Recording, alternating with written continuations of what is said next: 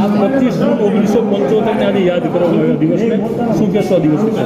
25મી જૂન 1975ના દિવસે કોંગ્રેસે પોતાની સત્તા બરકરાર રાખવા, સત્તા જાળવી રાખવા માટે થઈને દેશ ઉપર કટોકટી જે લાદવામાં આવેલી, એ કટોકટીને 49 વર્ષ પૂરા થઈને 50મું વર્ષ બેસે છે.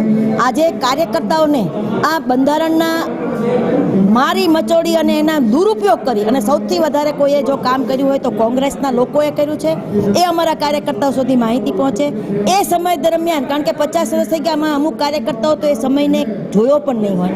એ સમયે શું બન્યું હતું એની માહિતી એ લોકો સુધી પહોંચાડવા અને કોંગ્રેસ પોતાના હિત માટે, પોતાની સત્તા ચાલવી રાખવા માટે કોઈ પણ હદ સુધી, કોઈ પણ નીચે સુધી જઈ શકે, બંધારણને નેસ્ત નાબૂદ કરી શકે, એમાં તોડફોડ કરી શકે, એમાં ફેરફાર કરી શકે અને રાતોરાત કોઈ પણ બંધારણની અંદર ફેરફાર કરવા માટેના જો કાર્ય કોઈ કર્યા હોય તો એ કોંગ્રેસની સરકારે કર્યું છે. શું સ્થિતિ સર્જાની હતી તે સમયે અને મુખ્ય કયા એવા આગેવાનો કે જેમની ધરપકડ પણ થઈ હતી?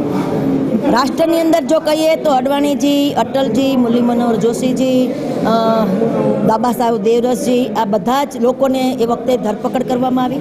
RSSની સંસ્થાઓ ઉપર પ્રતિબંધ લાગવામાં આવ્યો. એટલું જ નહીં, પરંતુ જે સ્વાતંત્રતા જે પત્રકારો ઉપર છે, જે સમાચાર પત્રો જે પોતે પત્રકાર તરીકે પોતાની વાચા આપતા હતા, એના ઉપર પણ સેન્સરશિપ લાદી દેવામાં આવી.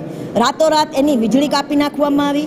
એના ઉપર સેન્સરશિપને કારણે જે સરકાર તરફી હોય, સરકારને ઉપયોગી હોય, સરકાર ઈચ્છે એ જ છાપવાનું, એવું એ વખતની અંદર નિયમ કરવામાં આવ્યો.